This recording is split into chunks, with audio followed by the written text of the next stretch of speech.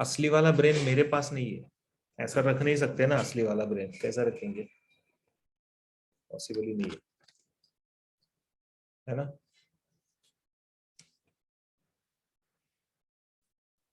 Olfactory lobe खत्म किया नूपुर हम लोगों ने। Now we need to start with the next part, that is cerebellum. Sorry cerebrum चालू करना है, not cerebellum, cerebrum.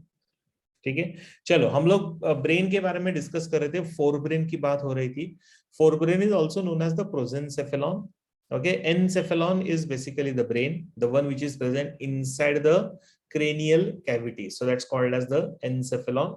Okay, now first part हम लोगों ने already देख लिया था, that's called as the olfactory lobe. Now we are supposed to start with the second most important और जो largest part, जो ये दिख रहा है ना आपको पूरा ऐसा, this entire structure which you can see here, this is actually the cerebrum, considered as the largest part of the brain. तो जो हम लोग ब्रेन ब्रेन ऐसा बोलते हैं ना, तो वो एक्चुअली ब्रेन का एक पार्ट है छोटा सा, called as the, rather brain का एक पार्ट है, छोटा सा नहीं बोल सकते, but a part of the brain known as the cerebrum. Okay, so let us understand what this cerebrum is. So as I said, it is considered as the largest part of the human brain and almost occupying 85% of the space in the cranium. ठीक है.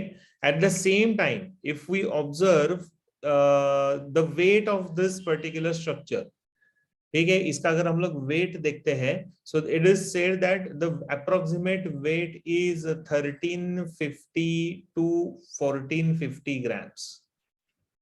That is the weight of the brain, and it is said that it again takes up almost 85% of the total weight of the brain. Okay, brain का जितना भी wait है उसमें से 85% wait रहता है सेरेब्रम का, फिर 11% वेट रहता है सेरिबेलम का, जो आपको नीचे इधर दिख रहा है छोटा सा पार्ट. सो वो फॉर्म करता है ऑलमोस्ट 11% ऑफ द ब्रेन. मतलब सेरेब्रम और सेरिबेलम मिला के almost 96% of the weight of the brain is done. Rest बाकी के जो पार्ट्स होते हैं, they are going to form the 4% of the weight. Right, so this is how the importance of the cerebrum is. Now cerebrum takes up almost, यानी हमारे body में जितना भी ऑक्सीजन होता है उसमें से 20% of the oxygen is taken up by cerebrum, highly active, and almost 40% of the glucose is used up by cerebrum. ठीक है, so that is the capacity of this. So total जितना भी ग्लूकोज बॉडी में body glucose level होता है उसमें से 40% of the glucose will be used up by cerebrum for its own activities. Because as I said earlier also, हम लोग, मैं बता रहा था आप लोगों को कि जैसे brain is active throughout, whether you are awaken, whether you are sleeping, whether you are lying और whatever, brain is constantly working. तो ब्रेन का which part is constantly on work, that is cerebrum. Why? Because cerebrum has all the different areas which controls our entire body activity. So we call them as the control center. तो हमारे body के maximum almost 90% of the functions are controlled by the cerebrum, right? So that is why this part becomes very important. Now if we observe closely, or rather if we observe from above, then we find that this entire cerebrum is divided into two hemispheres. इसके दो hemispheres आते हैं. Correct? So we call them as cerebral hemispheres, right? So there are two hemispheres which are there. We call them as the cerebral hemispheres. Now, like for example, right hemisphere and left hemisphere, ऐसे दो hemispheres होते हैं. Hemi मतलब half, sphere मतलब circular, and they are divided into two hemispheres with the help of this large groove. यहाँ पे बीच में एक बड़ा सा groove आपको दिख रहा है. So we call that as median longitudinal fissure. Okay, now this is another important point which we need to remember from MCQ point of view. So what is median longitudinal fissure? It's a fissure, it's a groove which separates one cerebral hemisphere from the another.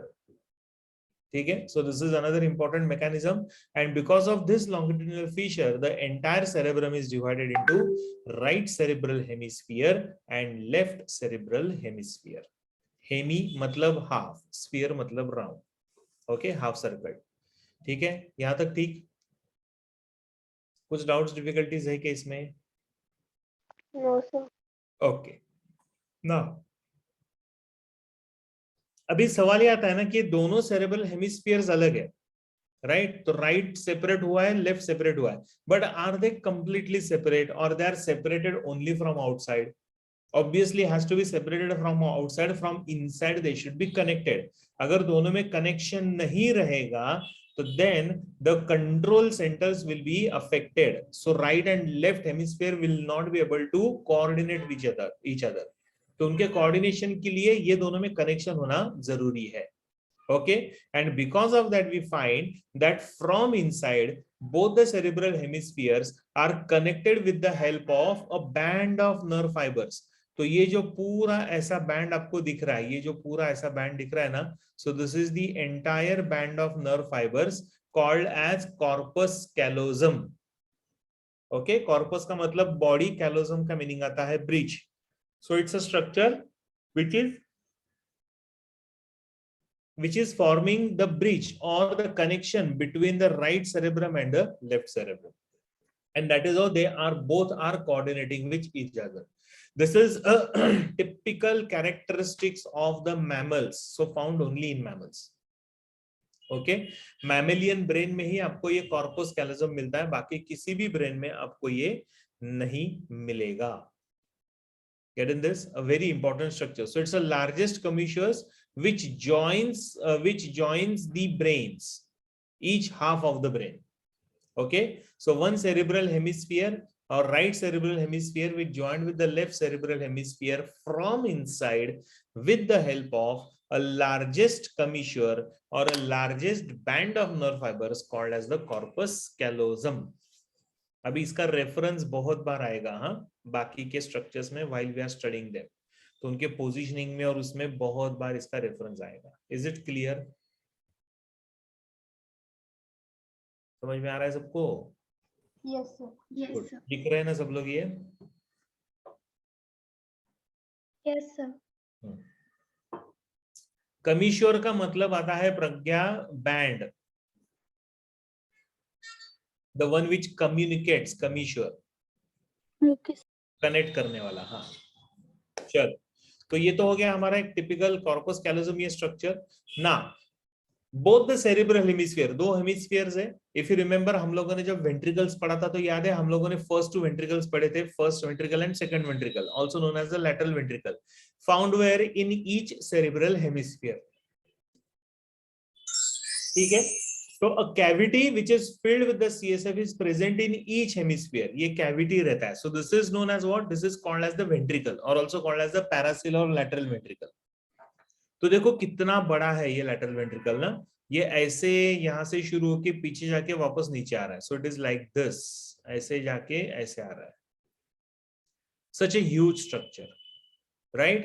And this is known as the ventricle of the brain. So first two ventricles or lateral ventricles found here in the both cerebral hemispheres. Now the roof of these ventricles, ventricle का जो roof होता है, ऊपर का जो छप्पर होता है, that is known as the pallium. Okay, roof यानी ये वाला structure. So this is the roof. So roof of these ventricles is known as the pallium, whereas the walls of the ventricle are known as corpora striata, side walls. तो उसके जो side walls होते हैं उसको हम लोग क्या बोलते हैं? We call them as corpora striata.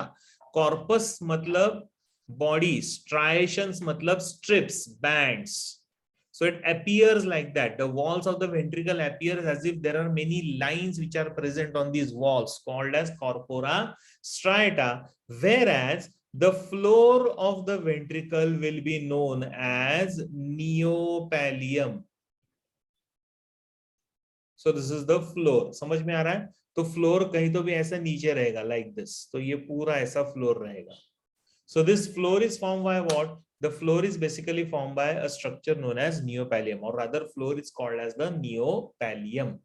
Because roof is called as pallium, so floor is known as the neopallium. ठीक है? Just a minute, huh? Give me a minute. आप तब तक ये लिख लो.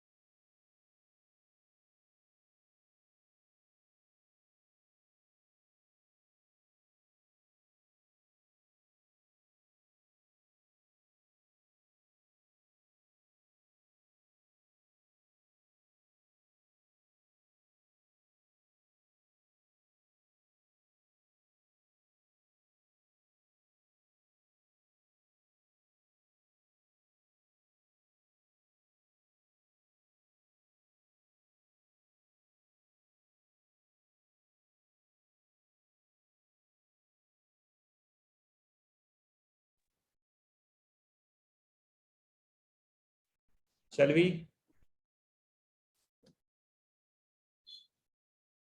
अच्छा, तुम लोगों का मंडे को क्या सिचुएशन है वुडरिज वाले?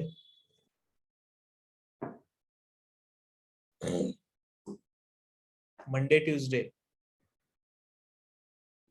I guess normal school ही है. नॉर्मल स्कूल है ना? बाकी एक्टिविटीज नहीं है ना कुछ? हेलो, क्या हुआ? Sir, it's a normal school. Normal school रहेगा ना, ठीक है। आपका ये वैक्सीनेशन वाला तो कल और परसों है, right?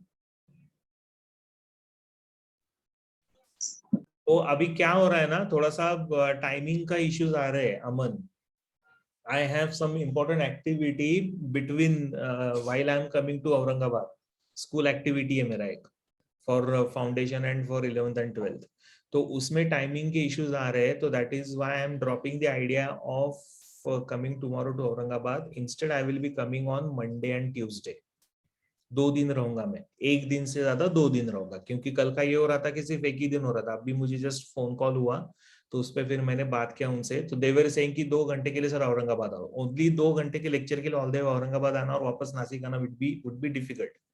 So that is why what I am doing is कि मंडे ट्यूसडे को ही आ जाता हूँ। सो दो दिन के लिए आपके साथ रहूंगा फिर मैं वहां पे, ठीक है? So that will be better. तो उसमें मेरा वुडरिज का भी काम हो जाएगा, क्योंकि कल मैं वुडरिज को नहीं मिल सकता था फिर, राइट? सो दोनों दिन रहूंगा मैं, मंडे एंड ट्यूसडे, प्रोवाइडेड अभी मालू सर को थोड़ा सा बोलना पड़ेगा कि लेक्चर्स वैसे अरेंज करो मेरे। I will require at least 2 hours sessions with you all minimum, ठीक है? तो देखते हैं, वो सागर सर करके है यहाँ के, तो he is going to talk to Malu sir, so he will get the confirmation from him. चलेगा ना? Yes, sir. चलो आगे बढ़ते हैं। तो ये स्ट्रक्चर्स, ये नाम याद रखो, हाँ, कौन से? रूफ, वॉल्स एंड फ्लोर, ठीक है? Roof is like pallium, wall is known as corpora strata, and floor is known as the neopallium. These are the names of the lateral ventricles, or rather the structures of the lateral ventricle, like roof, walls and floor, right? Now if you observe from outside, अगर ये पूरे cerebrum को अगर आप बाहर से देखते हो, तो उसमें you will find that there are lot of grooves and elevations, correct? So there are deep grooves as well as elevations which are there, and all these deep grooves and elevations, they are known as the sulci and gyri. उसमें से ये जो elevations होते हैं, these elevations or folds are called as the gyri, and the depressions or the grooves are known as sulci. और ये सारे sulci and gyri मिलकर बनाते हैं outer surface of the cerebrum known as cerebral cortex, ठीक है? तो ये पूरा बाहर का सरफेस है। So now the question is कि why there are these grooves and elevation. So what is the purpose of the grooves and elevations? Common है, टिपिकल है। What will be the purpose? क्यों चाहिए grooves and elevations? To increase surface area. Very good, simple, to increase the surface area. और जितना ज्यादा surface area रहेगा उतना ज्यादा फंक्शन होता है। Greater the surface area, greater will be the function, correct? And that is why it is said that if you have more sulci and gyri, so greater the sulci and gyri, greater will be the intelligence. लेकिन हम लोग ये sulci और gyri major कर सकते हैं क्या? थोड़ा ब्रेन निकाल के चेक करता हूँ, देखता हूँ कितने sulci gyri है, गिन के फिर वापस फिट कर देता हूँ। Not possible. So please don't do that. But why we are saying this? Because if the surface area is more, मतलब the number of neurons are more. And if the neurons are more, इसका मतलब ये हो गया that the naturally the intellect and the other functions will be better, correct? So ये sulci and gyri रहेंगे. So these are all the grooves and elevations which are found on the surface of the cerebrum. So it is known as the cerebral cortex, ठीक? So elevations or folds are the gyri. They are also called as gyri, and the depressions or grooves are known as the sulci, right? But when you enter inside, जब हम लोग brain का cross section लेते हैं, तो it looks something like this, correct? तो ये ऐसे दिखेगा, सेरेब्रम ऐसा दिखेगा। Now, there is a region which is formed in the cerebrum on the margins, which is comparatively darker in color. So it is called as the gray matter. Okay, इसको हम लोग क्या बोलते हैं? We call that structure as the gray matter. Now, what is gray matter? It's a structure which is formed by the collection of the cytons of the neuron. तो मतलब cerebrum में जितने भी साइटॉन्स होते हैं न्यूरॉन्स के, they are all arranged where, they are all arranged on these dark places. ये जो जहां जहां पे भी आपको एक डार्क एरिया दिख रहा है ना, that is known as the grey matter because of collection of the cytons of the neuron. Whereas central portion, ये बीच बीच में आपको ये जो लाइट कलर का दिख रहा है ना, that is known as the white matter. White इसके लिए because it is formed by the collection of the axons of the neuron, and these axons will have the myelin sheath on them.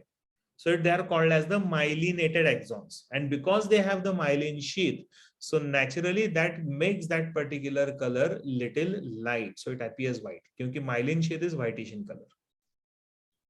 Get in this? So this is known as the myelinated axon. So it's called as the white matter. So collection of the myelinated axons will form the white matter. Yeah, so we have one structure called as the gray matter, another structure known as the white matter. Gray matter is basically formed by cytons of the neuron. White matter is formed by axons of the neuron. तो हमेशा याद रखो, grey matter का position और white matter का position आपको describe करना पड़ेगा in all the parts of the cerebrum. Cerebrum के जितने भी पार्ट्स है, ये सारे पार्ट्स में आपको ये डिस्क्राइब करना पड़ेगा. जैसे for example, grey matter is what? Grey matter is present outside in cerebrum, whereas the white matter is present inside in the cerebrum. ठीक है, समझ में आ रहा है? कौन सा लास्ट स्लाइड चाहिए? ये वाला सर इसके पहले वाला. अच्छा, इसके पहले वाला, ये वाला.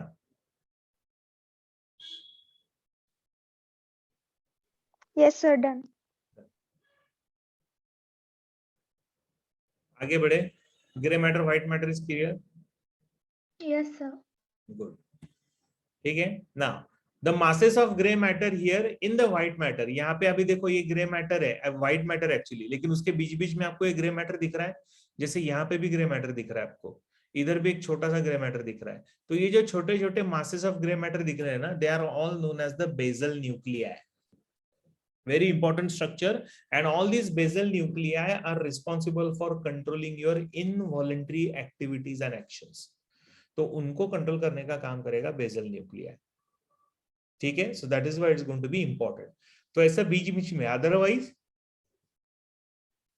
otherwise this all is the gray matter. ये जो मार्जिन में आपको पूरा दिख रहा है ना, ये सारा ग्रे मैटर है, लेकिन बीच बीच में जो ग्रे मैटर दिख रहा है, जो व्हाइट मैटर के बीच में आ रहा है, so that is known as the basal nuclei. So basically what is nuclei? अभी दो वर्ड्स आते हैं. There is one word called as the nuclei in the brain. What is nuclei in the brain?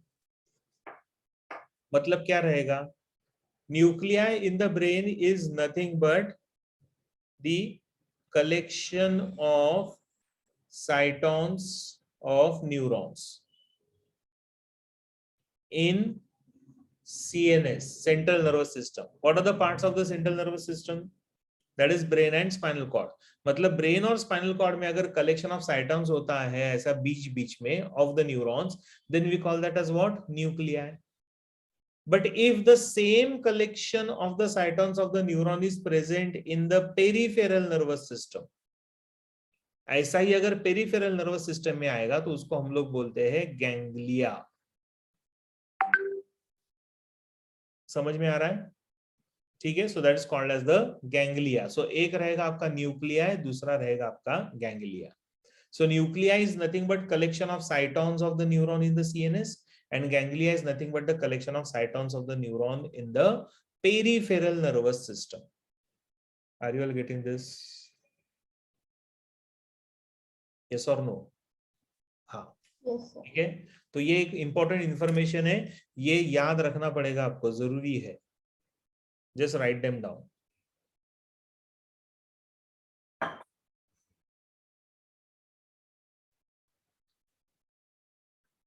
Sir एक बार इसके पहले वाला slide. हाँ, ये वाला।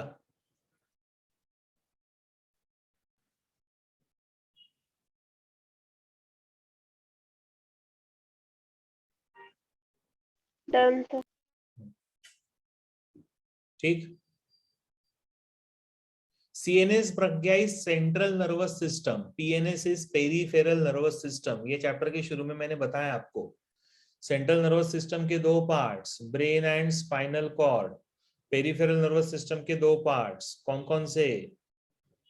Spinal nerves and cranial nerves. ठीक है।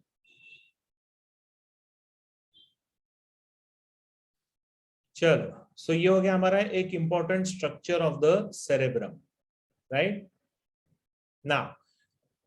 फिर से अगर हम लोग सेरेब्रम को, पूरे सेरेब्रम को अगर अच्छे से ऑब्जर्व करते हैं ना, तो this entire cerebrum will show some major grooves.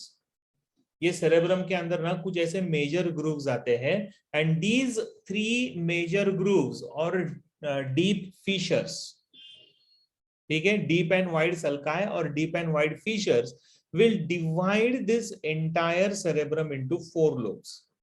3 major fissures होते हैं, डीप फिशर्स होते हैं, and they divide this entire cerebrum into how many lobes? 4 lobes. 4 lobes बन जाते हैं इसके। कौन कौन से? जैसे for example we have this particular major fissure here called as the central sulcus. Do you remember cranium में इसको हमने क्या नाम दिया था? ऐसा ही था ना क्रेनियम में भी, जॉइंट्स में अभी हम लोगों ने सूचर्स ऑफ द स्कल, तो इसको क्या बोलते हैं हम लोग? क्रेनियम में कॉरोनल सूचर, बराबर है। तो कॉर्नल सूचर के साथ ऑलमोस्ट अलाइन होता है central sulcus of the cerebrum. So this divides the cerebrum into frontal lobe and parietal lobe. Correct? Then we have a suture which is present here, is called as a lateral sulcus. Same lateral suture था, वैसा यहाँ पे lateral sulcus है. Separates the parietal lobe from the temporal lobe. और पीछे की तरफ रहता है, on the back side we have parieto-occipital sulcus. Parieto-occipital sulcus. So it gives rise to the next important lobe called as the occipital lobe. Correct? जैसे लैम्ब्रोइडल suture बोलते हैं हम लोग उसको, याद है तुम लोगों को? तो जैसा क्रेनियम में डिवीजन वैसा यहाँ पे भी है. सो ऐसे 4 लोब्स बन गए. कौन कौन से? Frontal, parietal, temporal and occipital, या फिर frontal, parietal, occipital and temporal. आप यहां से शुरू करो, पीछे जाओ, फिर साइड में आओ. Okay, frontal, parietal, occipital and temporal lobe. Is it clear? Right. So this divides each hemisphere into 4 lobes. कौन कौन से 4 लोब्स आएंगे? सबसे पहला आएगा फ्रंटल लोब, जो आप इस तरीके से फील कर सकते हो. Then we have the parietal lobe, तो आप ऐसा उसको मेजर कर सकते हो. Then we have occipital lobe, like this you can observe and understand. And the last one is the temporal lobe which is present near the temple of the skull. तो ये पीछे ऑक्सीपिटल, साइड में temple, parietal is top, vertex, and occipital frontal is front, forehead. Okay, so ऐसे ये 4 lobes बन गए cerebrum के. Done.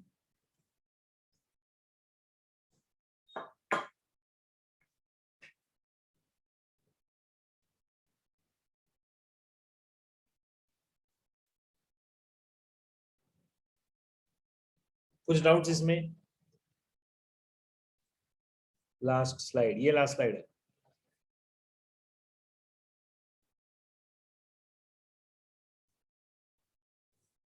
हो गया? गुड. ठीक है. So here we have a central sulcus which separates the frontal lobe from parietal lobe, lateral sulcus which separates the parietal lobe from the temporal lobe, then parieto-occipital sulcus which separates the parietal lobe from the occipital lobe. क्या बाकी है अमन? अमन अदोदे, क्या बाकी है? ये वाला? Sir इसके पीछे वाला.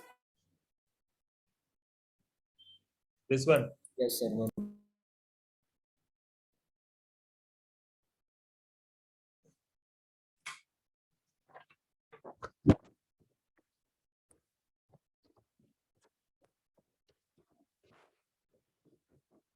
Yes, sir. Done.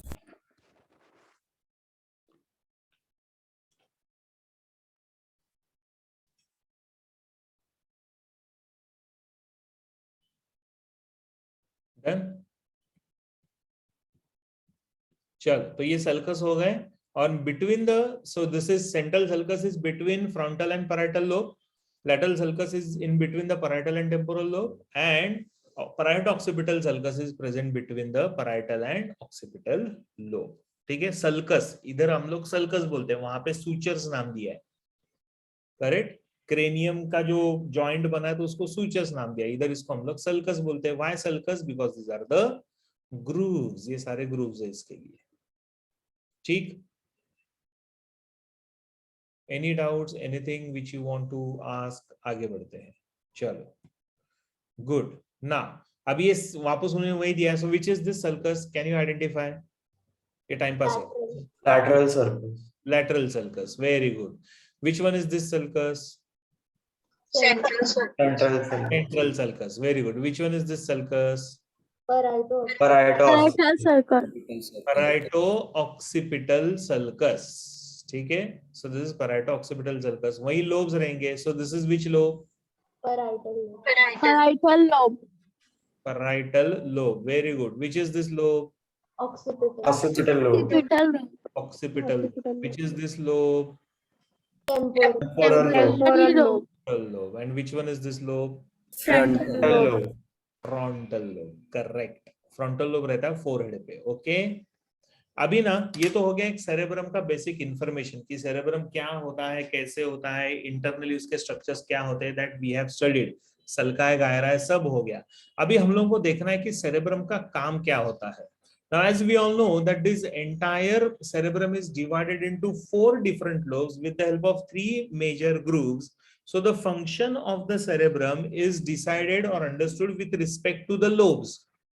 मतलब functional areas रहेंगे। As I said, no, अभी मैंने बताया था कि cerebrum is a structure which controls almost all the functions of your body. So we call them as functional areas of the brain, of the cerebrum. Okay, तो ये क्या क्या होता है? So let us try and understand the functional areas of the cerebrum. ठीक है, तो सबसे पहला first one is the frontal lobe. अभी फ्रंटल लोब में कौन कौन से एरिया होता है? तो सबसे पहला होता है जनरल मोटर एरिया और also called as the pre central gyrus. ये कौन सा सल्कस है? इधर ऐसा सेंट्रल सल्कस। सेंट्रल सल्कस से पहले आता है ये एलिवेशन, इसके लिए उसको क्या नाम दिया है? Pre central gyrus. प्री मतलब बिफोर, सेंट्रल मतलब the one which is present near the central sulcus, gyrus मतलब एलिवेशन। अभी इसका काम क्या होता है? It is responsible for all the motor activity. Now when I say motor activity मतलब क्या? The one where the impulses are carried from the cerebrum to the body parts, और जहां पे सारे कंट्रोल्ड एक्टिविटीज होते हैं, वॉलंटरी एक्टिविटीज होते हैं, तो उसको हम लोग क्या बोलते हैं? Motor activities. ठीक है, सो ये हो गया आपका जनरल मोटर एरिया। ठीक है, so it controls all the voluntary activities of the body, so that is the work done by this. Then we have the Broca's area for the speech और also known as the motor speech area, which is present somewhere here, ऐसे region में रहेगा। ठीक है, so this is known as the motor speech area. अभी ये क्या करता है? So this area is responsible for controlling the movements of the tongue, lips and vocal cords. हम लोग बात करते हैं, बराबर है, while we talk at that time some typical movement of the tongue will take place, movement of the lips, movement of the vocal cord, so that is possible with the help of Broca's area for the speech. And as we all know that we can control the movement of the tongue, though we will not be able to control the movement of the vocal cord, therefore, and the lips also, so it's again a type of motor speech area, क्योंकि voluntary इसके लिए। समझ में आ रहा है? Hello,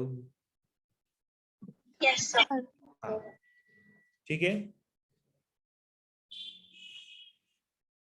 done. तो ये हो गया आपका सबसे पहला। Then next one is the association area. तो ये एसोसिएशन एरिया है ना, ये काफी बड़ा है, ऐसा फ्रंट रीजन में पूरा। ठीक है, so this is known as the association area. This is very important area because this area helps us to, rather it is related to intelligence, memory, judgement, problem solving etcetera. मतलब हमारा जो intellect होता है जिसको हम लोग common language में अकल बोलते हैं। सो वो कहाँ रहता है? That is present here in the front region, आगे रहता है, सामने।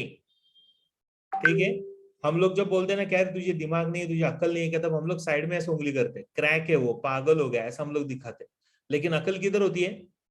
फ्रंट में। तो कैसा बताने का? सामने बताने का, पागल हो गया, ऐसा नहीं करने का। ठीक है, तो ये एक typical example just to remember, क्योंकि intelligence and memory is all a part of your area present behind the frontal bone of the cranium, so frontal area. ठीक है, सो ये पूरे, तो ये कौन कौन से एरियाज हो गए? तो सबसे पहला जनरल मोटर एरिया हो गया, दूसरा हो गया Broca's area which is again motor speech area, and the third one is the association area. हाँ, एसोसिएशन एरिया को बूस्ट कैसे करे? ऐसा मारते जाओ इधर, ऐसे ऐसे ऐसे नहीं करने का, ऐसे ही बोल रहा हूं मैं। Shravani, start using your brain and your association area will be boosted. Use your brain more. ठीक है, समझा सबको ये?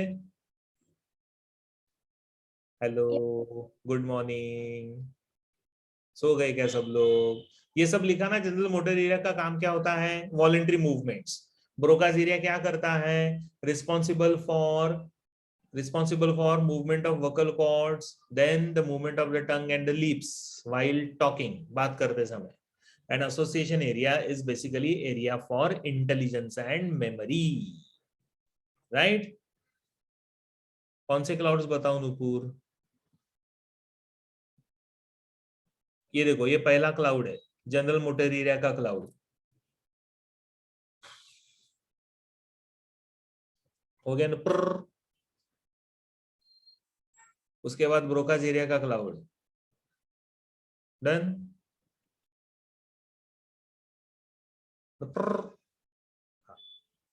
और उसके बाद एसोसिएशन एरिया।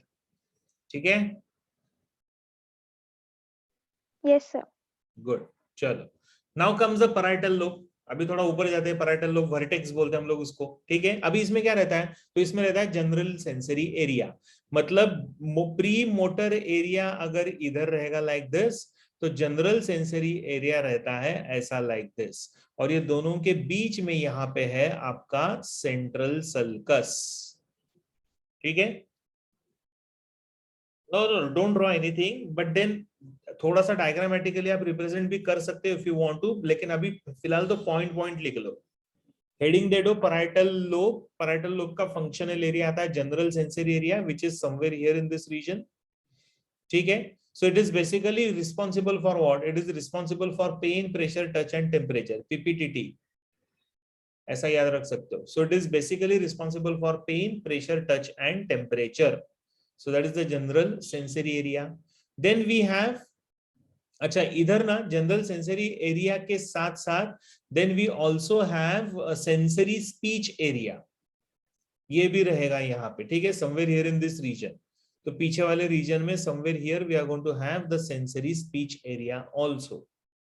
ओके, एक लाइन छोड़ दो, बाद में फिर से हम लोग उसको लिखते हैं। ठीक है, सेंसरी स्पीच एरिया के लिए लाइन लिख छोड़ दो, मैं बोलता हूं आपको, पहले बाकी का एरिया समझ लेते हैं क्योंकि स्पीच को अलग से डिस्कस करते हैं। Then we have the temporal lobe, side में होता है वो। ओके, अभी इसमें क्या क्या रहेगा? तो इसमें there will be auditory area, एक छोटा सा एरिया रहेगा, area for hearing. Then we are going to have the taste area, that's called as the gustatory area.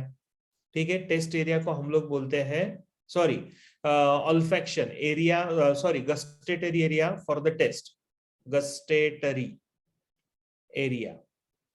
Gustation का मीनिंग आता है टेस्ट, इसके लिए उसको बोला गया gustatory area, taste area. Then we are also going to have the olfactory area और smell area for the smell, somewhere here in this region, correct. And then we have the Wernicke's area. अभी Wernicke's area क्या करता है? Again it's a type of sensory speech area for comprehension of the speech. Comprehension of the speech मतलब क्या?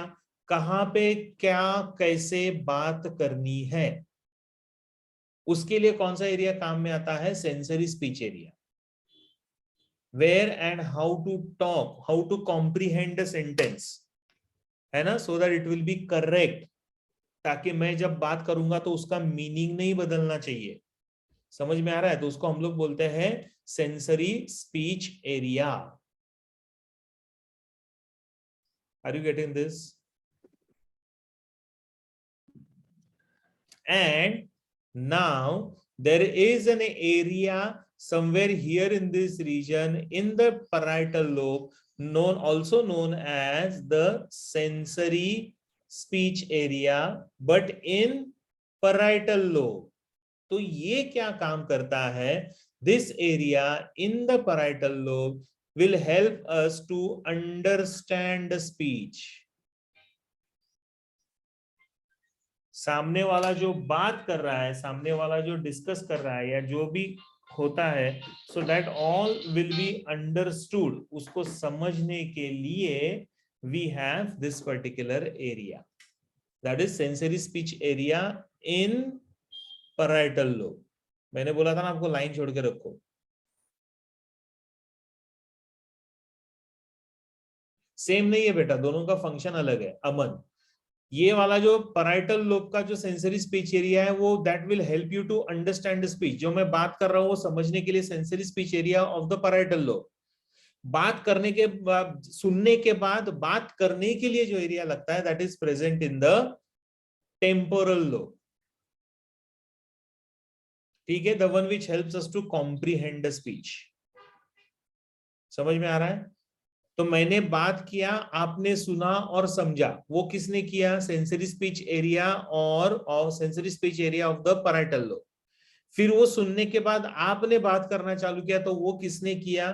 वो जो comprehension है वो किसने लाया? वेर्निकेज एरिया, बराबर।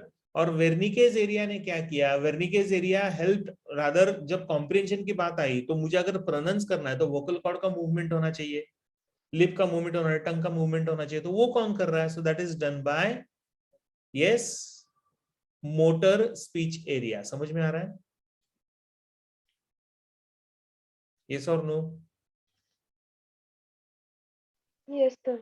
हाँ, सो वेर्निकेज एरिया इज दिस।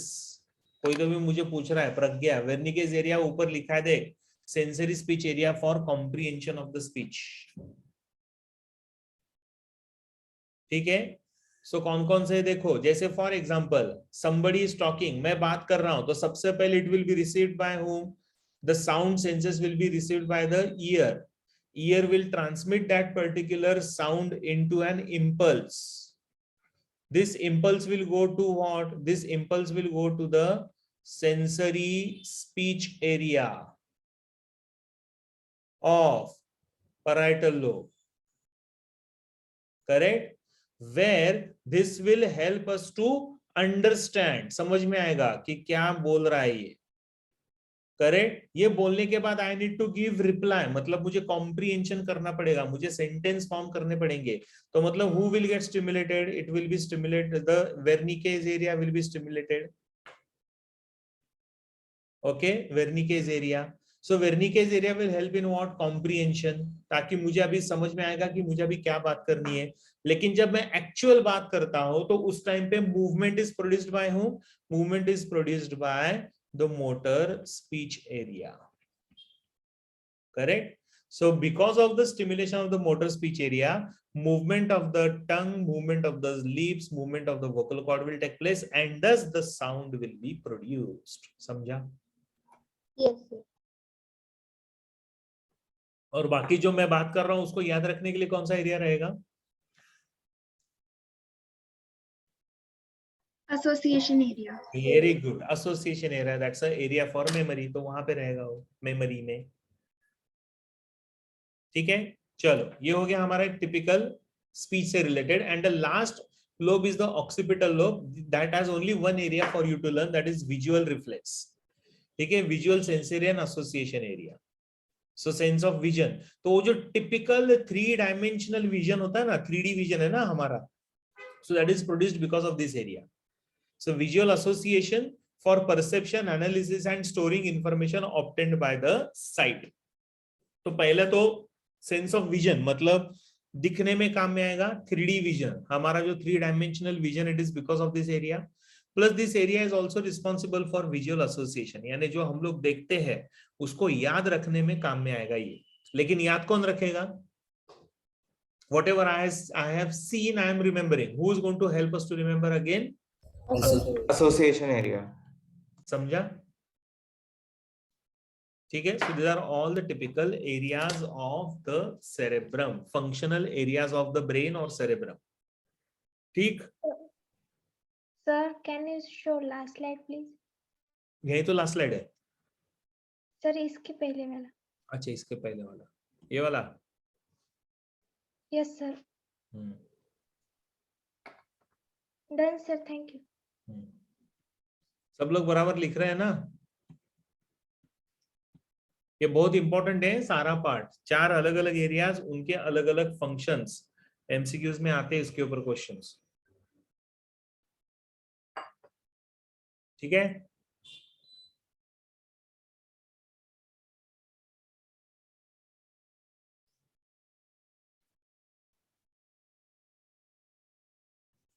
आगे बढ़े. The boys and the girls, भाई लोग और उनकी बहन लोग. Shall we?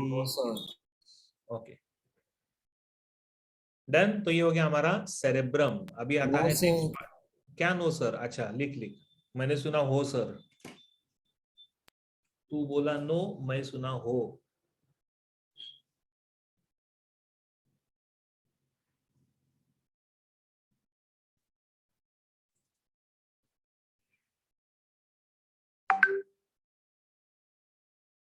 फिनिश.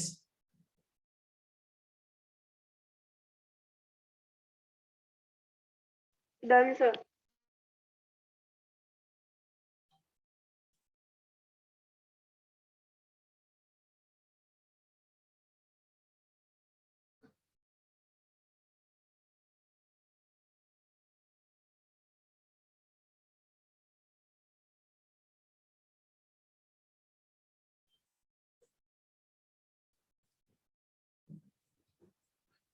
डांसर. चलो. हाँ, अभी ना थोड़ा सा एक आइडिया में, छोटा सा आइडिया दे देता हूं regarding memory. Memory is going to be very important part of our brain, memory centre. Correct. अभी मेमोरी भी 3 अलग अलग टाइप का आता है. हाँ, यस प्रज्ञा?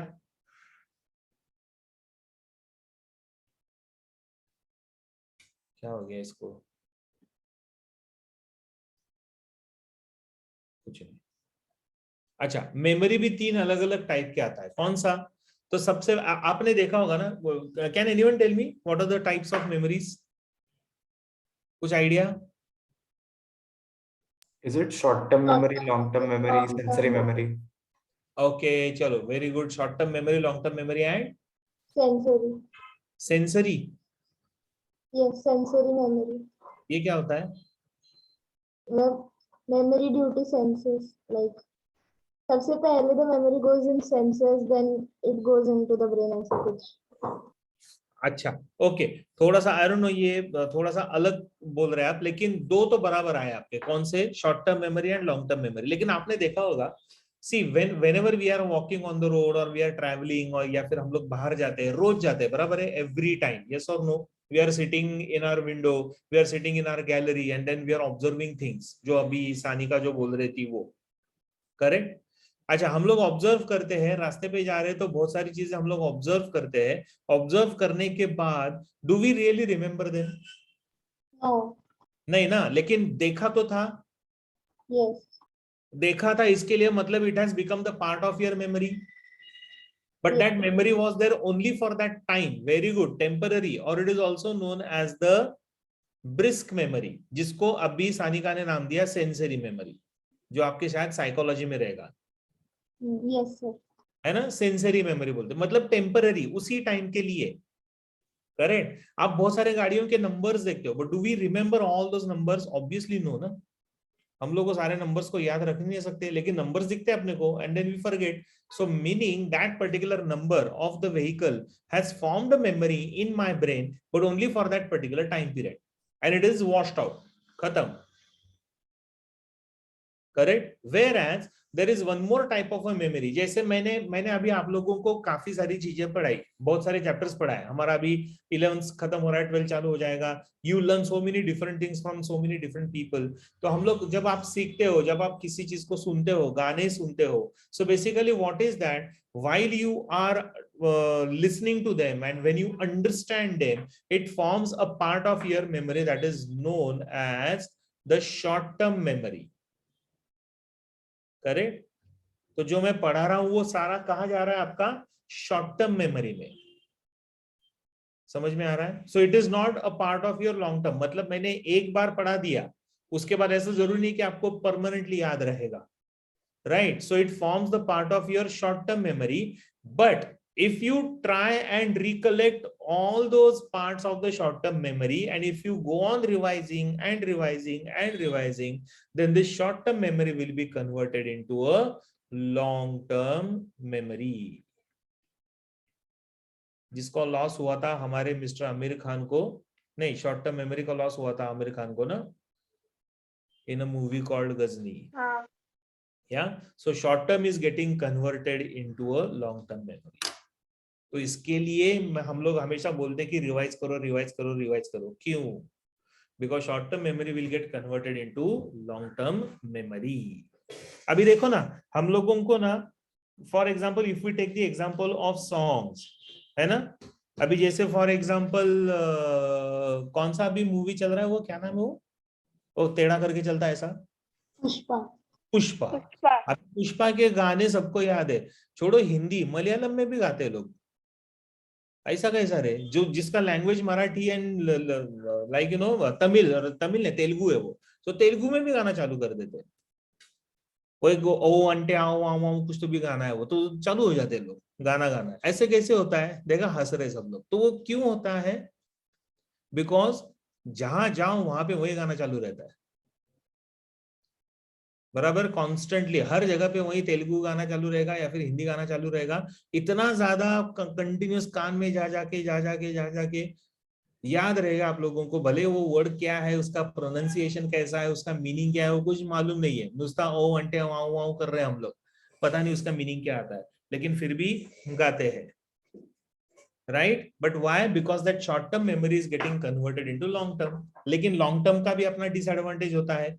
long term memory को भी बार बार क्या लगता है? stimulus. एक पर्टिकुलर टाइम के बाद इसको stimulus लगता है. KPOP ये क्या है रे? आदित्य ने कुछ तो भी KPOP लिखा. आदित्य क्या है ये? Sir, K-pop Korean songs that also Oh, we don't yeah. understand the meaning, so we just I know यार, true it is. तो ये स्टिमुलस, अच्छा, लॉन्ग टर्म मेमोरी को स्टिमुलस नहीं गया, मतलब ऐसा नहीं लॉन्ग टर्म मेमोरी में गया, अभी बोर्ड आ गया कि this has gone into your long term memory, so you don't have to worry about this information. ऐसा नहीं है. इट रिक्वायर्स स्टिमुलस, मतलब बीच बीच में आपको उसको रिवाइज करते रहना पड़ेगा.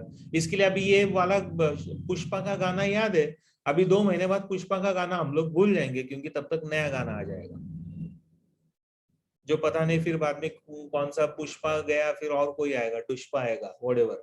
ठीक है, तो वो भूल जाते हैं हम लोग पहला वाला, और नया वाला याद रहता है. क्यों? Because long term memory also becomes a forgotten memory. तो ये सारा मेमोरीज, स्पेशली ये वाला, ये तो पूरा लॉस हो जाता है, ब्रिस्क मेमोरी खत्म हो जाता है. लेकिन ये दोनों मेमोरीज का होता क्या है? Both these memories goes in your subconscious state. ठीक है, सबकॉन्शियस मेंटल स्टेट. तो जैसे जैसे मेमोरी पुराना होते जाता है, वैसे वैसे वो सबकॉन्शियस स्टेट में चला जाता है, और आपका कॉन्शियस माइंड नई नई चीजों को याद करते रहता है. But whenever there is a stimulus you will remember it immediately. मतलब 6-7 महीने बाद अगर अचानक आपने फिर से ये गाना सुना पुष्पा का, and then suddenly you will remember कि अरे मेरे को आता है, and then you start singing because the stimulus is given, and as there is stimulus you will remember everything. Yes, so that's called as very good Sanika, spontaneous recovery. Fantastic. Sir फिर वो जो कुछ लोग बड़े हो जाते हैं ना, तो उनका थोड़ा सा भूलने की आदत हो जाती है, वो क्या होता है? That is basically old age में होता है ना, पार्किंसंस या फिर ये होता है ना उसमें Alzheimer's. So that's a brain damage है ना, वो natural process है वो. Okay. ओल्ड एज में होता है, tend to forget. Young age में अगर होता है तो मतलब आपका कॉन्सेंट्रेशन ही अच्छा नहीं है, बिकॉज नॉर्मल ह्यूमन बीइंग का टेंडेंसी होता है जो चीजें मुझे इंटरेस्टिंग लगती है मैं उसी को याद रखता हूँ, जो इंटरेस्टिंग नहीं लगता उसको मैं भूल जाता हूँ, ये हमारा टेंडेंसी है। Yes, correct, Diya. Diya is saying we had a full chapter on memory in psychology.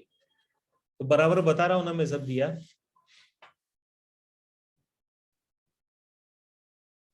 ठीक है, हाँ, गुड।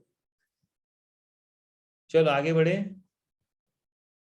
डायनसेफेलॉन की तरफ बढ़ते हैं। Next part which we need to learn here is the diencephalon. बस बस इतना ही मेमोरी के लिए, अभी बहुत ज्यादा इंफॉर्मेशन ने तो फिर वो टाइम जाएगा पूरा। ठीक है, फिलहाल तो इतना ही। बाकी तेरे दिमाग में कुछ क्वेश्चंस रहेंगे तो पूछ लेना, मैं आंसर कर दूंगा, मिस्टर अमन अदोदे। चलो, diencephalon also known as the thalamencephalon. Why thalamencephalon? Because it has an important part here known as the thalamus. So this is the last part of the forebrain. Forebrain का ये आखिरी part होता है। Now this diencephalon is made up of, as you can see here. अच्छा, exactly बीच में क्या रहेगा? Cerebrum है ना, ये सेरेब्रम के नीचे और सेरेब्रम के बीच में two cerebral hemispheres are connected with each other. So what is that structure called as? That structure is known as corpus callosum. So remember, diencephalon is present exactly below corpus callosum. Corpus callosum के exactly नीचे रहता है, ठीक है? So present below the corpus callosum and it is covered completely by the cerebrum, as you can see in this particular visual. That ये red color का जो दिख रहा है वो diencephalon है और वो पूरी तरह से covered है. Can you see a small elevation which is coming out from the diencephalon? Can you see ये front में दिख रहा है? ऐसा वाला स्ट्रक्चर दिख रहा है, देखो ऐसा छोटा सा दिख रहा है आपको, that is known as pituitary. Very good. So that's called as pituitary gland, which is a continuation, anterior continuation of the hypothalamus. Okay, देखते हैं डायनसेफेलॉन किस किस से बनता है. So diencephalon is basically formed by the thalamus. The thalamus is going to form the walls of the diencephalon. Side walls बना देगा thalamus. Then the roof of the diencephalon will be formed by another gyrus called as epithalamus. ये सारे gyra हैं, हाँ, मतलब ये भी एक elevation है, ये भी एक elevation है और ये भी एक elevation है. Okay, so that is known as the epithalamus. तो epi मतलब क्या? Epi मतलब above. So a gyrus which is present above the thalamus called as epithalamus. So naturally the gyrus which is present below thalamus will be called as what? Will be called as very good, hypothalamus. तो कितने parts हो गए? 3. कौन कौन से? सबसे पहला आता है थैलामस, दूसरा आता है एपिथैलामस और तीसरा आता है हाइपोथैलामस. ओके, और ये सब के बीच में कैविटी बन जाता है. So that cavity is known as the third ventricle, also called as the diocoel. And third ventricle will be filled with the fluid, so that's known as the CSF. Now one gyrus of the thalamus is connected to the gyrus of the another thalamus by another band of nerve fiber known as habencular commissure or habenular commissure. Okay, it is known as habenular or habencular. Actually C is silent, so we can pronounce this as habenular commissure. So what is this habenular commissure? This is a type of band of nerve fiber which connect one thalamus with another. तो दो thalamus को connect करने वाला, ठीक है? And in case of epithalamus, pineal gland will be a forward projection for the epithalamus. Front की तरफ रहेगा एपिथैलामस का continuation, so that's going to form a gland known as the pineal gland which is a type of endocrine gland. और hypothalamus का continuation में downward projection में रहेगा pituitary gland. Upward projection मतलब ऐसे ऊपर की तरफ, डाउनवर्ड मतलब ऐसे नीचे की तरफ, लाइक दिस. लेकिन ये रहता है फ्रंट में और ये रहता है बैक में. Get in this? ठीक है, तो मतलब सपोज अगर ये ऐसा एपिथैलामस है और ये फ्रंट रीजन है, तो एपिथैलामस के कंटिन्यूएशन में बैक रीजन में ऐसे ग्लैंड बनेगा. And if this is hypothalamus, तो हाइपोथैलेमस में कंटिन्यूएशन में यहाँ पे इस तरीके से एक ग्लैंड बनेगा, लाइक दिस, समझ में आ रहा है? और ये दोनों के बीच में इधर रहेगा, जैसे यहाँ पे एक आयरस रहेगा, सो this is thalamus. Is it clear? तो ये साइड में थैलेमस, उस साइड में भी थैलेमस, समझ में आ रहा है? यस और नो? ठीक है, हेलो, या नाउ एपिथैलेमस मतलब रूफ। जैसे हमारे घर में रूफ होता है तो अंदर से हम लोग फॉल सीलिंग करते हैं, बराबर है? रूफ को फॉल सीलिंग होता है या फिर पेंट होता है, तो वैसा ही ये रूफ को अंदर से we have a network of nerve fibres, specialised network of nerve fibres called as anterior choroid plexus, and this anterior choroid plexus is going to release or secrete a secretion known as CSF, cerebrospinal fluid. So anterior choroid plexus बनता किससे? तो वो बनेगा आपका ependymal cell से। ठीक, चलो लिखो इसको फटाफट।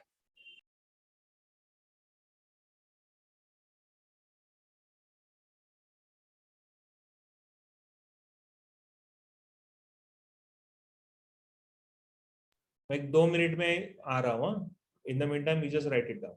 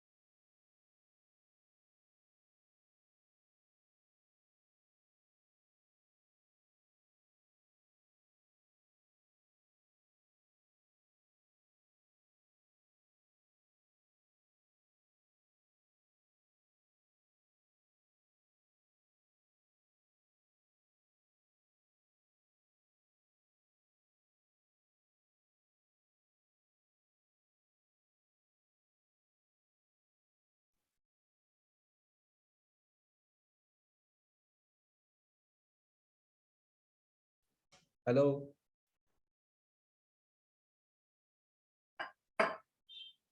कहाँ गए?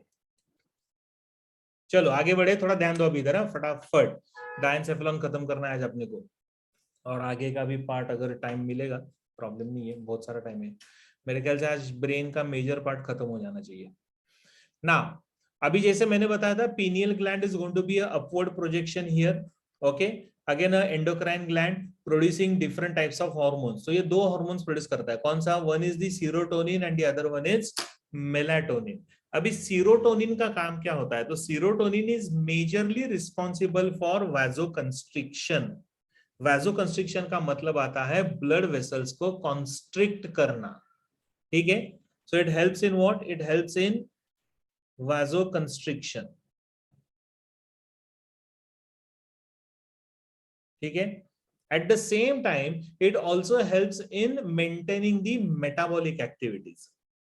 हमारे जो मेटाबॉलिक एक्टिविटीज होते हैं, जैसे डाइजेशन का process, digestion of carbohydrates, proteins and fats is a metabolic activity, so that is also under the control of the serotonin, okay। तो ये भी serotonin का ही काम रहेगा, ठीक है। other than what? other than vasoconstriction, blood vessels को constrict करना। वहीं अगर आप मेलाटोनिन की बात करते हैं, when we talk about melatonin here, so melatonin, अरे ये क्या हो रहा है? वही में क्यों आ रहा है बार बार? कितनी बार आया वो? मेलाटोनिन का काम क्या होता है? So melatonin is basically responsible for a very important mechanism. अच्छा, अभी ये ग्लैंड कौन सा है? Which is this gland we are talking about?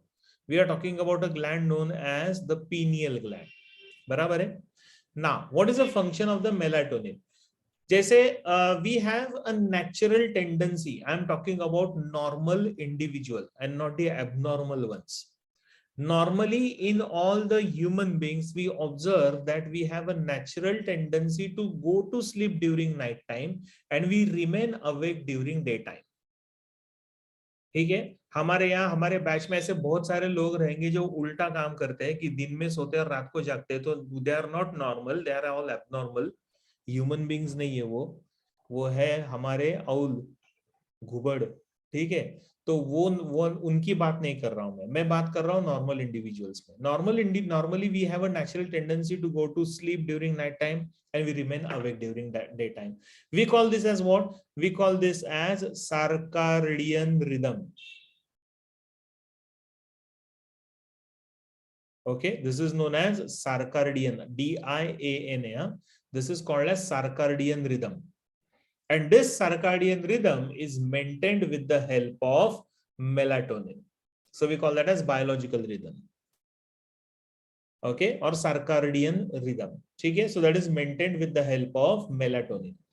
लेकिन what is that one thing which you must have noticed in infants? Can anyone tell me related to sleep? Infants के बारे में आपने कुछ सर वो observe? लोग रात को जागते रहते हैं भूत की तरह। या फिर मोस्टली आपने देखा होगा उनका स्लीपिंग पैटर्न बदलते रहता है, there is no fix sleeping pattern. 15 दिन के लिए वो रात को जागेंगे, दिन में सोएंगे, फिर और 15 दिन के बाद दिन भर सोते हैं, रात में जागते हैं। तो ऐसा बार बार उनका स्लीपिंग पैटर्न चेंज होता है। Why? Because there pineal gland is not completely developed. So by the time the pineal gland matures, then they develop that natural rhythm. So by the age of 3 or 4 months, then they start sleeping better at night time and then they remain awake during daytime. Samjha? Yes, and of course their sleep time is more natural. Yes, Pragya. Sir, melatonin is responsible for? ये देखो सार्कार्डियन rhythm, biological rhythm लिखो, रुको मैं spelling फिर से लिखता हूँ, वो थोड़ा सा घाई गया में लिखा तो आपको दिखाई नहीं देगा। बायोलॉजिकल रिदम होता है that is known as circadian, okay sir. Circadian rhythm, ठीक। Yes, so this rhythm is, rhythm मतलब क्या? Tendency to remain awake during day time, to go to sleep during night time is known as the rhythm. नहीं, ऐसा नहीं है Shravani, biological rhythm में बहुत सारे आते हैं। One of the most important is the circadian rhythm, natural tendency है ना। Functioning of the organs is also part of your biological rhythms. correct? So that these are all different types. उसमें से circadian rhythm is one of the most important. मतलब pineal gland हाँ yes, pineal gland का वो काम होता है, ठीक है, समझ में आ रहा है? And then anterior choroid plexus is going to release the CSF, और CSF कहाँ जमा होगा? CSF will be released in the third ventricle. Okay, so that is how it is done. ठीक everyone? हाँ, now further, अभी thalamus का क्या होगा, थैलेमस के क्या यूज होगा रादर, तो यहाँ पे क्या होता है ना, whatever sensory stimuli which enters into our body, we have 5 important senses, eye, ear, nose, tongue and skin. So whatever sensory stimuli which enters in our body, it is first carried to the thalamus. वो सबसे पहले किधर जाएगा? Thalamus में, because all the sensory tracts will pierce through the thalamus. ठीक है, and since they all pierce through the thalamus except for the olfactory direct cerebrum में चला जाता है. Olfactory छोड़ा तो बाकी सारे sensory stimuli किधर जाते हैं? They will enter in the thalamus, and then thalamus decides and helps in sorting out the impulses and distributing them to the respective parts, respective centers. तो जैसा सेंसरी स्टिमुलस रहेगा वैसा वो रिस्पेक्टिव सेंटर्स में जाएगा, respective centre will produce the necessary action and then it is carried out. मतलब ये क्या कर रहा है? ये थैलेमस कर रहा है सारे सेंसरी स्टिमुलाई का सॉर्टिंग. मतलब it allows impulses to enter to a particular functional area, and that is why we call this as the gate keeper. ठीक है, एंड दिस एंटायर मैकेनिज्म जहां पे क्या हो रहा है, sensory stimuli is entering in the thalamus, thalamus is sorting it and distributing it to all the different parts of the brain. We call this as reticular activating system, stands as RAS. Okay, so it's called as reticular activating system, and this reticular activating system acts like a gatekeeper. जैसे घर में अगर किसी बड़े आदमी का घर रहेगा तो वो घर के बाहर उनका बड़ा गेट होता है, तो अपॉइंटमेंट लेना पड़ता है, गेट कीपर आपको रोकता है, फिर बोलता है कि आप यहाँ नहीं यहाँ जाओ, इधर नहीं उधर जाओ, व्हाटएवर. ठीक है, so that is basically directing. तो वैसा ही काम हमारा थैलेमस कर रहा है. नहीं, thalamus is not the sensory impulse का centre, Aman. It just collects all the sensory stimuli, impulses and will distribute. Distribution का काम कर रहा है. So that is why it is known as reticular activating system. समझा? सब लोग ये लिख रहे हैं ना information? Yes, sir.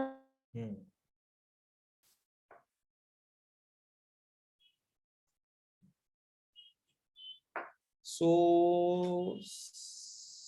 these sensory impulses are sent to the functional areas. Yes, correct. So they will be sent to the functional areas of the cerebrum. They will be sent to the functional areas of the cerebellum. They will be sent to the functional areas even of the hypothalamus, whatever. जहाँ पे भी जाना है वहाँ पे वो भेज देगा. Correct. So that is the work done by the thalamus. Fine. And then hypothalamus के anterior projection is the pituitary. Correct. और pituitary का तो पता ही है अपने को function क्या है. Pituitary is considered as the master of all the endocrine. Yes, ये लो लोहिता.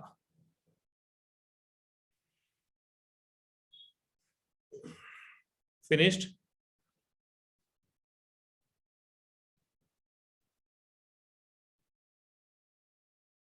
Okay.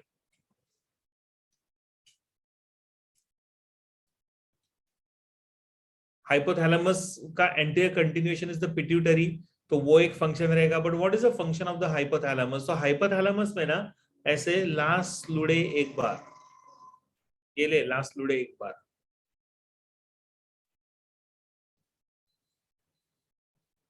हो गया. ये ले इसके भी पीछे वाला हो गया. Yes.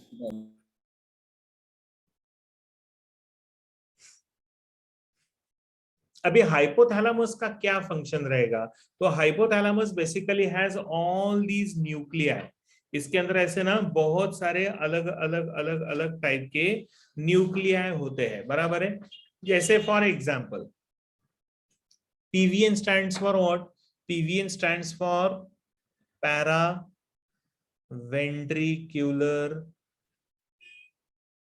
nuclei. Okay. SON stands for supraoptic nuclei.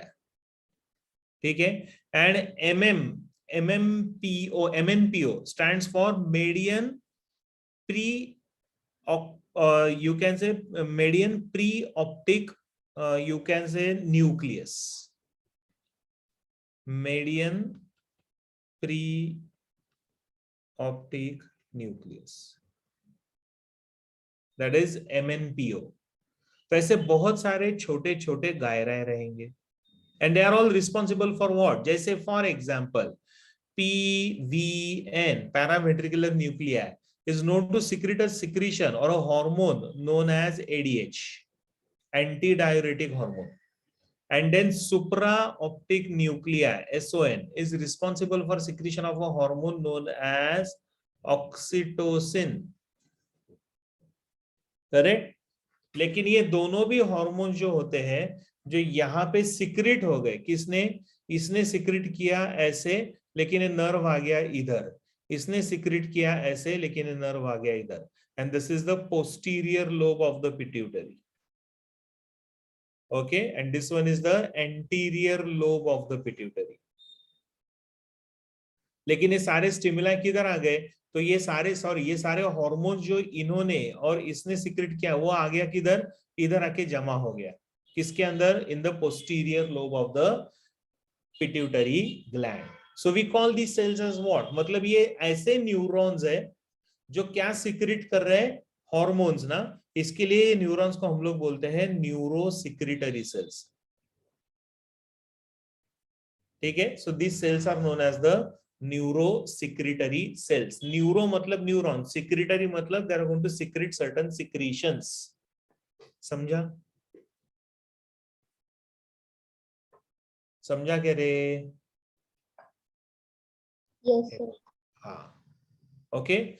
Likewise, hypothalamus will have all the different nuclei. जैसे median preoptic nucleus मतलब क्या? The one which is responsible for developing vision. तो विजन डेवलप करने में ये पर्टिकुलर न्यूक्लियस काम में आएगा. तो वैसे हाइपोथैलेमस के ना बहुत सारे ऐसे अलग अलग फंक्शन होते हैं. जैसे यहाँ पे देखो एंटीरियरली इट शोज ऑप्टिक कायस्मा और उसके सामने ही ये सेंटर है. ओके. समझ में आ रहा है? So these are all the masses of grey matter in the white matter. जो हम लोगों ने पढ़ा था ना उसको हम लोगों ने क्या नाम दिया? न्यूक्लिया है ना. यस और no? Collection of the cytons of neurons in the CNS is nuclei. और ये न्यूक्लिया मतलब ये ग्रे मैटर किधर है? हाइपोथैलेमस में. इसके लिए हम लोग उसको क्या बोलेंगे? हाइपोथैलेमिक न्यूक्लिया. ठीक.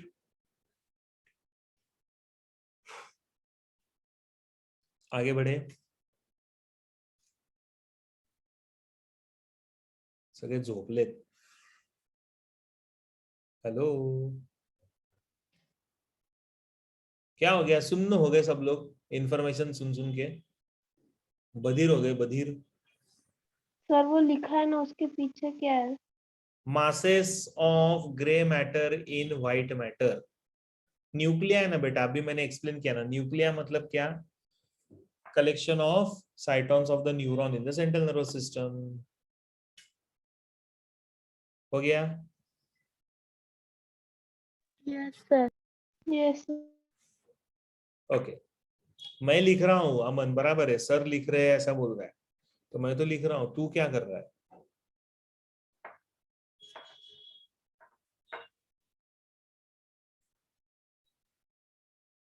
Very good. हो गया लिख के अमन? Yes, sir. Done. चलो गुड. सो क्या वह फंक्शन आएगा हाइपोथैलेमस का अदर देन दीज न्यूक्लिया? तो सबसे पहला तो इट हैज हंगर सेंटर, यानी भूख लगने का जो सेंसेशन होता है it is because of the hypothalamus. Plus it has the thirst centre, जो प्यास लगती है वो भी इसकी वजह से. It also acts as a thermoregulator, हमारे बॉडी का टेम्परेचर रेगुलेट करने का काम करेगा. ठीक है, and controls the autonomic nervous system, हमारे बॉडी का जो ऑटोनॉमिक नर्वस सिस्टम होता है जो इंटरनल ऑर्गन्स को नर्व सप्लाई करता है, तो उसको भी कंट्रोल कौन कर रहा है? Hypothalamus. Yes, and as I said already it produces ADH and oxytocin, which are the other neurohormones inhibiting and releasing other than inhibiting and releasing hormone. Do you remember मैंने inhibiting और releasing hormone बताया था? Yes, sir. हाँ, तो वो भी release करता है hypothalamus.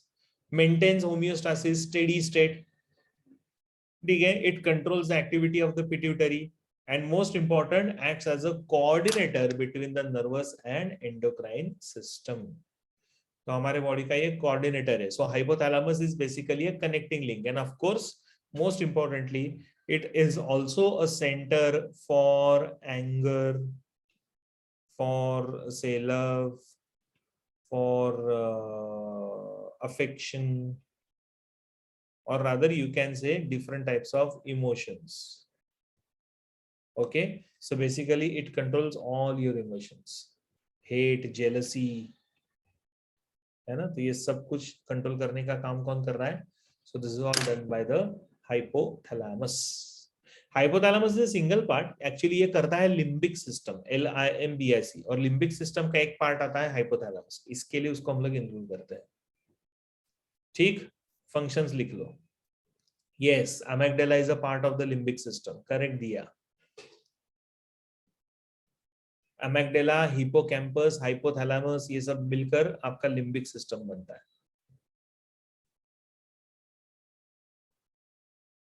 Yes, correct. Amygdala is an emotional center along with hypothalamus.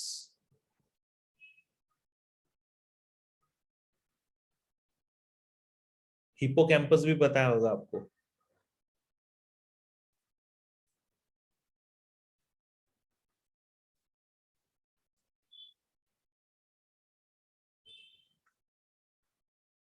Done? Yes, sir.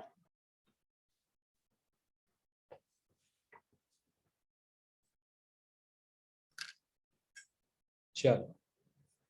So this is your diencephalon and this will finish your first part, that is the forebrain. Forebrain के बाद next part comes here is the midbrain. Midbrain में दो important parts होते हैं, कौन कौन से?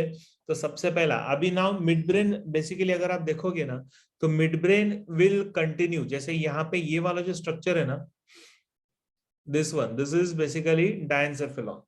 Okay? क्या हो गया अमूली? हाथ क्यों ऊपर किया? Okay, this one is the diencephalon. ये जो आपको दिख रहा है ना, this structure, this is called as what? इसको क्या बोलते हैं हम लोग?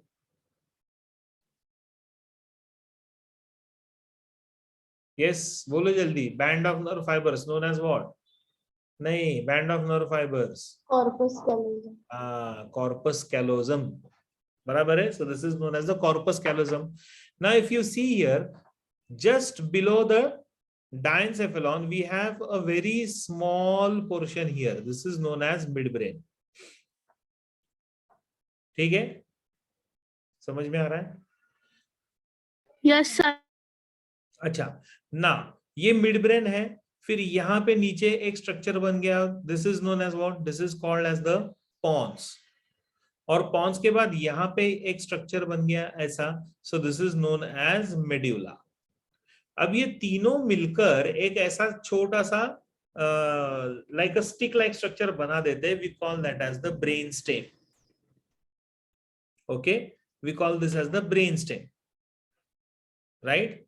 लाइक अ स्टेम है इसके लिए. So where the white matter of the brain stem will always be outside and grey matter is inside. Do you remember हम लोगों ने जब सेरेब्रम पढ़ा था तो उसमें white matter was inside and gray matter was outside. अभी यहाँ पे ये उल्टा हो गया है. The white matter is outside and the gray matter is inside. किधर? ब्रेन स्टेम में. ब्रेन स्टेम में कौन आता है? midbrain, pons and medulla. Will the cerebellum be a part of the brain stem? No. Now and then medulla will continue as spinal cord. ठीक? Correct? So midbrain is the first part of the brain stem. As you can see here midbrain के ये दो part आएंगे, ये वाला जो purple colour का दिख रहा है वो, और यहाँ पे जो can you see this elevated bodies here 4 corpora quadrigemina. Corpora का मतलब आता है बॉडी, क्वाड्री मतलब 4, so 4 elevated bodies, can you see them here? Okay, this one, and ये जो पर्पल कलर का आपको दिख रहा है, this is known as, this is called as what? Crura cerebri or cerebral peduncle, right? And this one is the, ये जो बीच में है, that is called as what? Diencephalon. ठीक है? So now midbrain is present just below the diencephalon, above pons varoli, and forms, and you can write here as forms the first part of brainstem.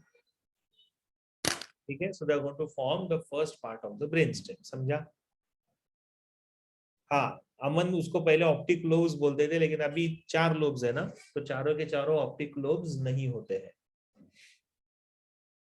ठीक, ये information पहले लिख लो।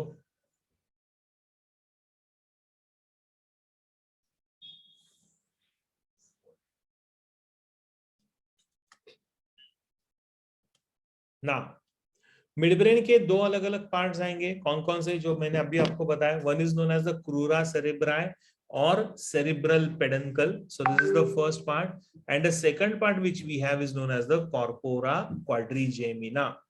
Okay, quadri matlab 4, so the structure which is formed by 4 different lobes, so called as corpora quadrigemina. Okay, ठीक है, so crura cerebri is present on the ventral side, whereas corpora quadrigemina is on the dorsal side. So what is crura cerebri? A pair of white cylindrical bodies. ठीक है, here we have 2 pairs of cylindrical bodies or circular bodies which are present on the dorsal side, that is corpora quadrigemina. Dorsal मतलब behind, पीछे की तरफ, correct. सो पहले 2 जो होते हैं, जो ऊपर की तरफ है, उसको हम लोग बोलते हैं सुपीरियर कॉलिकुलाई, और नीचे जो रहेगा उसको नेचुरली हम लोग क्या बोलेंगे, we will call them as inferior colliculi. Colliculi का मतलब आता है स्वेलिंग, सुपीरियर मतलब above, so the swelling which is present above, so superior colliculi and inferior colliculi, ऐसे 2 colliculi रहेंगे। ठीक है, total 2 pair, 1 pair of superior colliculi, 1 pair और inferior colliculi, so टोटल आ जाएंगे आपके 4। ठीक, so this is the information on this midbrain. Now crura cerebri का काम क्या रहेगा? Please So show it, the last line. Last slide, sir. हाँ हाँ,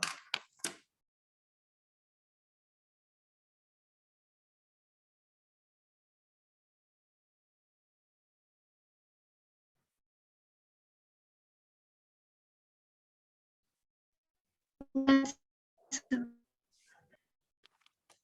डन।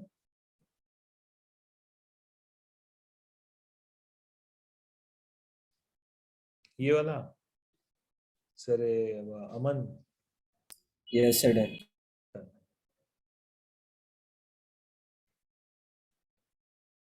चलो, now crura cerebri will connect the cerebrum to the cerebellum and spinal cord. तो ये connection form कर रहा है, मतलब it has the band of nerve fibers, and this band of nerve fibers will connect cerebrum with the cerebellum and then the cerebrum with the spinal cord. तो spinal cord के साथ इसको connect करेगा, मतलब थ्रेड लाइक स्ट्रक्चर्स आएंगे, and therefore acts as a important motor relay center. Do you remember relay center for sensory stimuli is thalamus, बराबर है? तो वैसे ही मोटर रिप्लाई, मोटर सेंसेस के लिए जो रिले सेंटर रहेगा, that's called as the crura cerebrum. मतलब all the motor impulses and motor nerves will be carried through the crura cerebri, and accordingly it will help in distribution of these motor impulses. तो motor impulses क्या करेंगे? These motor impulses will go to all the voluntary organs and accordingly the action will be produced. लेकिन उसको distribute करने का काम कौन कर रहा है? So that is done by the crura cerebri. So very important. So the motor relay center is crura cerebri, and the sensory relay center will be your, yes, sensory relay center कौन सा है? Thalamus. Thalamus, जो इधर ऊपर ही है, ये वाला। Rather hypothalamus है तो उसके ऊपर रहेगा ये, ठीक है। चलो, कॉर्पोरा क्वाड्रिजेमिना क्या होता है? So again the pair of two pairs of oval shaped bodies, upper two are known as the superior colliculi, जिसका काम क्या रहेगा? Controls the visual reflexes along with the movement of the head, ठीक है, vision को reflect control करता है। And the other two which are present on the lower side known as two inferior colliculi which controls the auditory reflex, hearing along with the movement of the head. So one is responsible for audition, auditory reflex, and another one is responsible for vision.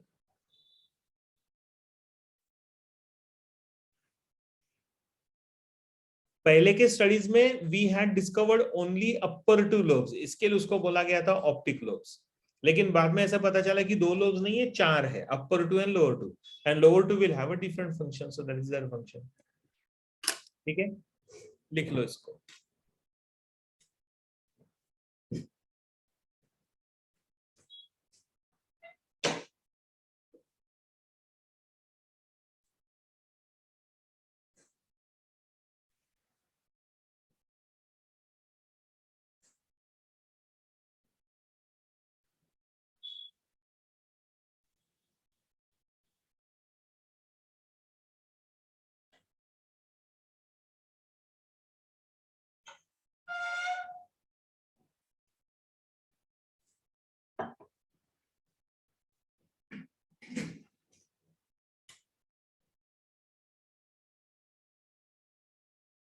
क्या चाहिए आदित्य आपको? Sir show that colliculi 1 slide 1। अच्छा, यही है ना कि पिछले वाला चाहिए आदित्य? अच्छा, चलो आगे बढ़े।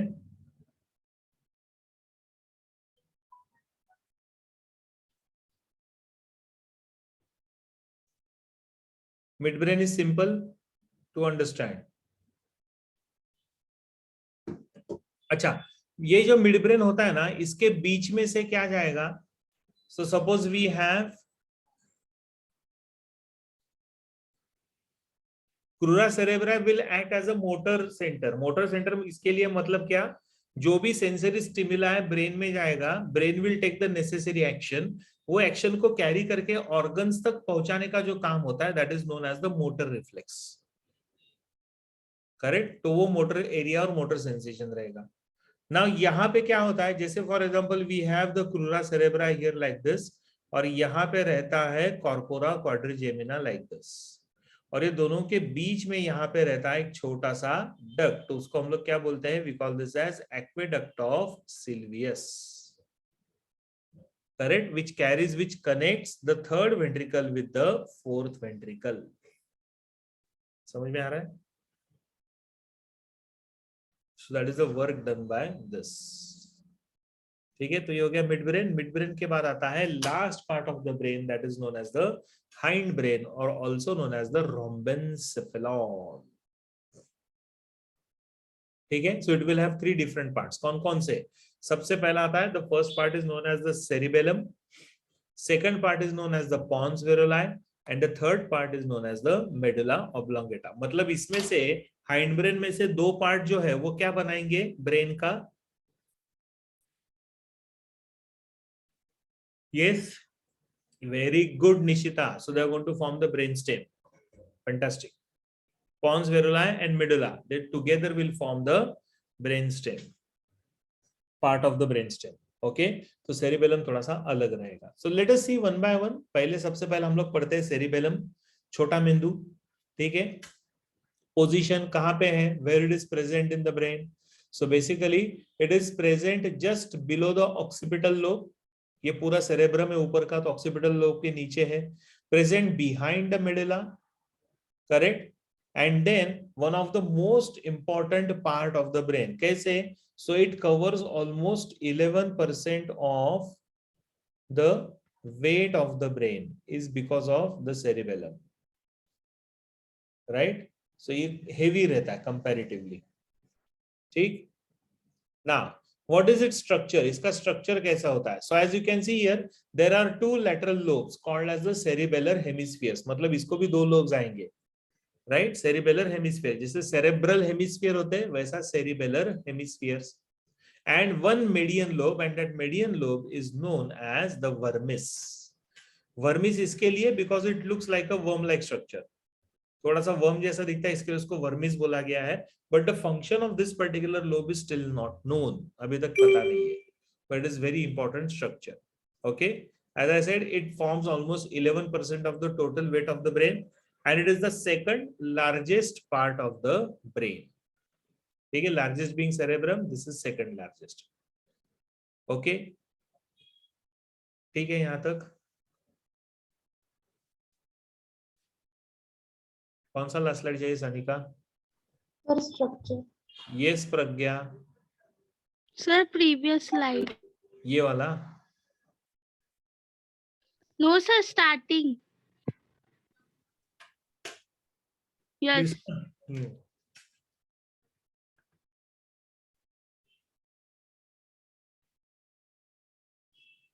Done, sir. Sanika, this is done. Yes, sir. Done, sir. चलो, नाउ जैसे अभी हमने देखा कि सेरेब्रम को क्या रहता है, सेरेब्रम को ग्रूव्स एंड एलिवेशंस होते हैं, बराबर है. So we call them as what? This grooves and elevations of the cerebrum, they are called as what? Sulcus and sulci and गायराय.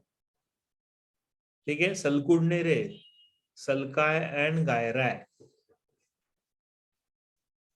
L रह गया इधर, SUL, sulci and gyri, GYRI. Okay, अच्छा, are they regular folds? No, they are irregular folds, and depending upon the amount of neurons being present, so these folds and their structures will be slightly different. But when we observe the surface of the cerebellum, we find that it has the regular folds. Cerebellum का जो surface होता है ना, उसके ऊपर regular folds आते हैं, we call that as folia. इसको हम लोग बोलते हैं फोलिया. तो ये जो regular folds आपको दिख रहे हैं, which are not the irregular ones, so we call them as the folia. ठीक है. Now internally if we observe, cerebrum को अगर हम लोग अंदर से हम लोग अगर observe करते हैं, okay, so when we observe from inside, मतलब अगर हमने cross section लिया, so you can see that there is white matter which is invading the gray matter. मतलब gray matter is outside and white matter is inside. But this outer cerebral cortex shows the gray matter, so gray matter is outside, and the middle or the inner cerebellar medulla shows the white matter. Correct? So white matter is inside. But white matter is in the form of a tree-like structure. आपको दिखेगा tree जैसा structure है. It appears as if it is invading the gray matter. So we call this as arbor vitae. Very important structure, arbor vitae. It's a tree of life. So white matter in this particular structure, cerebellum, is known as the arbor vitae because it invades the gray matter in the form of a branching of a tree. ठीक, तो उसको हमने नाम क्या दिया है? We call this as arbor vitae. See how it looks like. Actual photograph of the brain. और बाद में मैं जैसे ये पहला पार्ट खत्म हो जाएगा हमारा, तो मैं आप लोगों को प्रॉपर वीडियो दिखाने वाला हूँ ब्रेन से रिलेटेड, तो आपको और अच्छे से क्लियर हो जाएगा. ठीक है. So what is a function? इसका काम क्या रहेगा? So basically it helps in coordination of the voluntary muscles.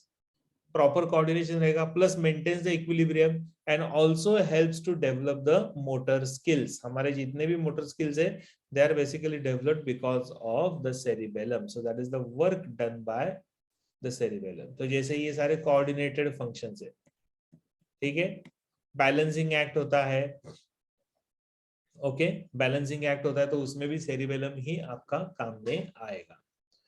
And that's a very well trained cerebellum, as you can see here. See how the balance is being maintained here. Gymnastics. Correct? So this is how the cerebellum will be maintained, the function of the cerebellum. In case of alcoholics, it affects the cerebellum. Alcohol जो पीते हैं उनका cerebellum affect हो जाता है, and that is why they lose that particular coordination. So alcohol makes a person lose the coordination of the muscular movements and equilibrium. वो सीधा नहीं चल पाएगा, इधर उधर ऐसा वैसा आड़ा टेढ़ा. See how this person is, है ना? Cerebellum affect the alcoholics.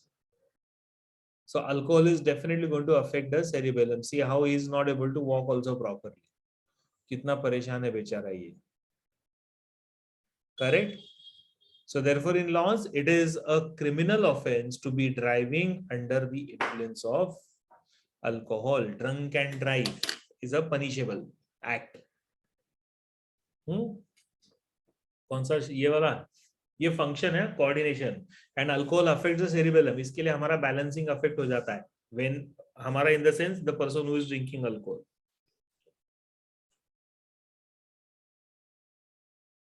So can you show the last slide? ये वाला No, sir, before this. Yes, sir, done.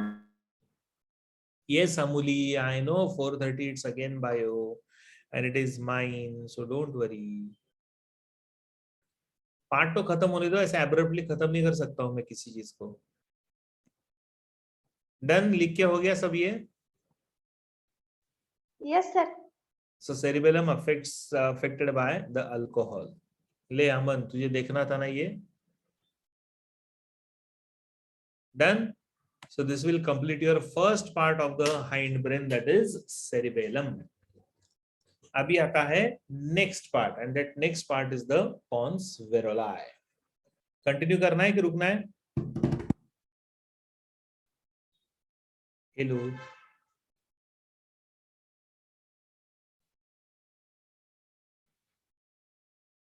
चलो रुकते हैं, नेक्स्ट लेक्चर में पढ़ेंगे ये, और 4:30 बजे फिर से मिलना है क्योंकि अपने को. ओके, चलो, see you, bye bye. Thank you. Thank you, sir. Thank you, sir. Bye bye bye.